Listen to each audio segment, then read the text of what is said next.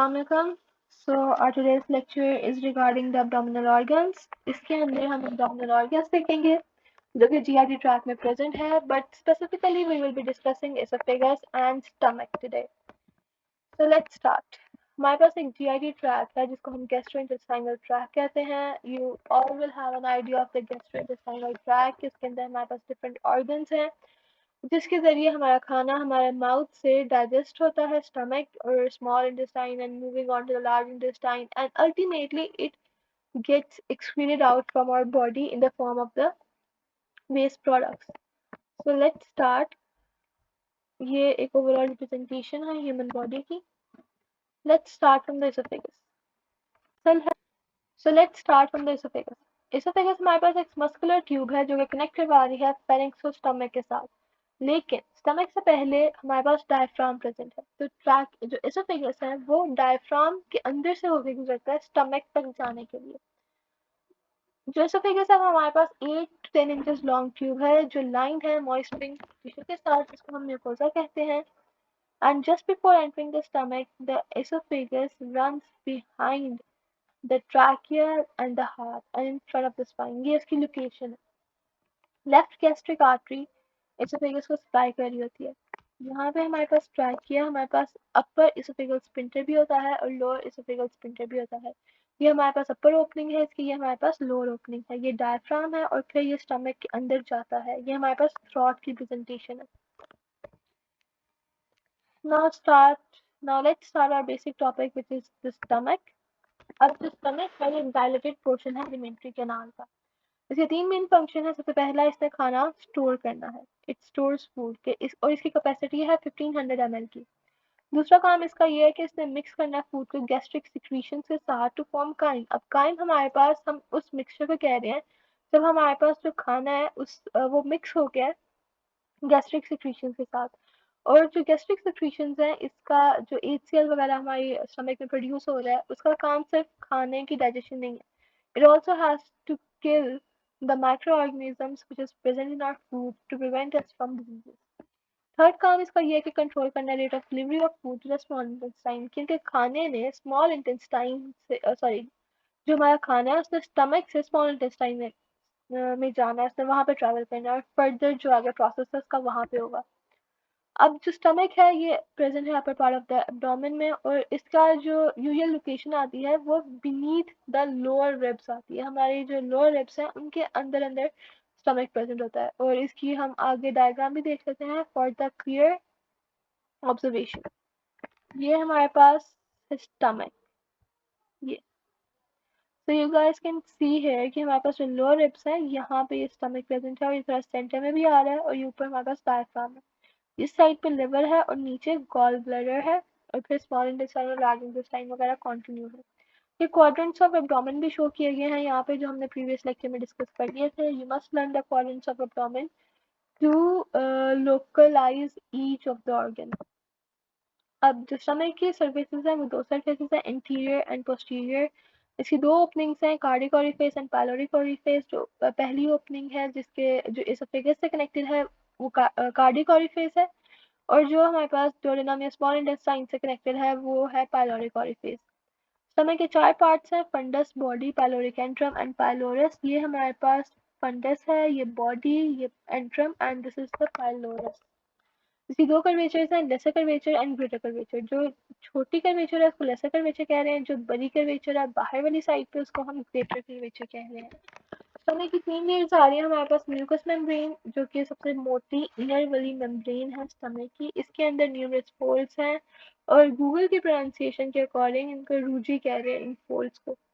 Muscular wall है हमारे पास. तीसरी विजुअल पेरिटोनियम है जो कि कम्प्लीटली सराउंड कर रही है स्टमक और जो मस्कुलर वॉल है वो डेफिनेटली उसके अंदर is made up of the muscles जिसके अंदर हमारे पास लॉन्गिट्यूडनल सर्कुलर और ऑब्लिक फाइबर्स आ रहे हैं for the proper digestion of the food.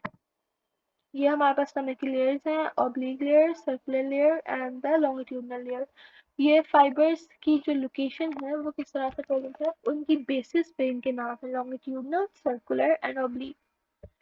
हमारे पास आर्टरीज ऑफ स्टमक में शॉर्ट गैस्ट्रिक आर्टरी हमारे पास सप्लाई करी है फंडस ऑफ स्टमक को. लेफ्ट गैस्ट्रिक आर्टरी सप्लाई करी है लेसर कर्वेचर के अपर पार्ट को. राइट गैस्ट्रिक आर्टरी सप्लाई करी है लेसर कर्वेचर के लोअर पार्ट को। लेफ्ट गैस्ट्रोइप्लियोइक आर्टरी हमारे पास ग्रेटर कर्वेचर के अपर पार्ट को सप्लाई कर रही है, और राइट गैस्ट्रोएपिक्लोइक आर्टरी हमारे पास ग्रेटर कर्वेचर के लोअर पार्ट को सप्लाई कर रही है।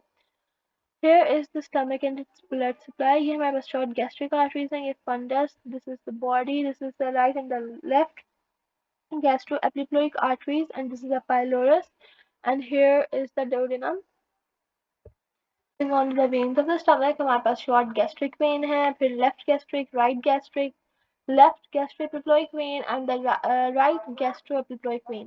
हमारे पास short gastric vein जो है वो fundus of stomach को सप्लाई कर रही है, left gastric when lesser curvature के अपर पार्ट को, right gastric when lesser curvature के लोअर पार्ट को। सिमिलरली जैसे हमने यहाँ पे पढ़ा था, वो आर्टरीज थी और ये वेन्स हैं। लेफ्ट गैस्ट्रोएपिक्लोइक आर्टरी हमारे पास ग्रेटर कर्वेचर के अपर पार्ट को सप्लाई कर रही है, और राइट गैस्ट्रोएपिक्लोइक वेन हमारे पास ग्रेटर कर्वेचर के लोअर पार्ट को सप्लाई कर रही है। Here is the diagram for the representation of the veins. You can see here. हमारे पास enteric nerve supply है कि nerve supply is from the sympathetic fibers that carry the pain transmitting nerve fibers and parasympathetic fibers, right and the left vagus nerve जो कि control करती है gastric secretions को और controls the contraction of the stomach. और हमारे पास enteric, it means it refers to the GIT. ये हमारे पास एक और प्रेजेंटेशन है, हमारे पास interior division of the vagus nerve है, और यहाँ पे हमारे पास posterior division of the vagus nerve है, और ये हमारे पास एक और डायग्राम थी for the representation of the arteries and the veins and all that stuff. फिर हमारे पास लिम्फ ड्रेनेज है। इसके अंदर हमारे पास short gastric node, left gastric node, right gastric node, left gastroepiploic node and the right गैस्ट्रोएपिक्लोइक node present है, और इन सब लिम्फ्स को all lymph then passes to the celiac node. ये हमारे पास lymphatic drainage है stomach की. You can see in the graphical representation here. Stomach hiatus. Hiatal hernia तब होता है, अब हमने क्या बात की थी कि जो stomach है वो कनेक्टेड है एसोफेगस के साथ, लेकिन एसोफेगस को डायफ्राम से गुजर के आना पड़ता है for being connecting to stomach. अब जो स्टमक है अगर वो ऊपर मूव कर जाए अप इन द डायफ्राम, तो उसको हम स्टमक हाइएटस कह रहे हैं, क्योंकि डायफ्राम के ऊपर स्मॉल ओपनिंग है हाइएटस की, जिसके जरिए से हमारा खाना एसोफेगस से स्टमक में ट्रैवल करे। So in hiatal hernia, the stomach pushes up through that opening into your chest. This is the graphical representation here. Hiatal hernia, esophagus, and this is the diaphragm, and this is the stomach. Causes. Causes हमारे पास इसकी age related changes हैं। Diaphragm के अंदर कोई injury आ सकती है, कोई trauma, कोई sudden type of surgery, being born with the unusual large hiatus. Yeah, persistent intense pressure on the surrounding muscles, such as while coughing, vomiting, straining during a bowel movement, exercising, or lifting heavy objects. Next is omentum. Omentum हमारे पास एक old है peritoneum का जो कि connect कर रहा है स्टमक को एब्डोमिनल ऑर्गन के साथ। हमारे पास लेसर मोमेंटम है जो कि कनेक्ट करता है स्टमक को लिवर के साथ। फिर ग्रेटर मोमेंटम है जो कि कनेक्ट करता है स्टमक को ट्रांसवर्स कॉलम के साथ। फिर गैस्ट्रोस्प्लीनिक मोमेंटम है जो कि कनेक्ट करता है स्प्लीन को स्टमक को स्प्लीन के साथ, या स्प्लीन को स्टमक के साथ। तो ये हमारे पास 3 मोमेंटम्स थे। तो यहाँ पे ये हमारे पास लेसर कर्वेचर थी, ग्रेटर कर्वेचर है। यहाँ पे ये ग्रेटर मोमेंटम प्रेजेंट है, यहाँ पे ये लेसर मोमेंटम, और यहाँ पे हमारे पास एपिप्लॉइड फोरामेन है। It is opening to the omental bursa. So that was all about the stomach. We will be discussing pancreas and the later on organs in the next lecture, hopefully, inshallah.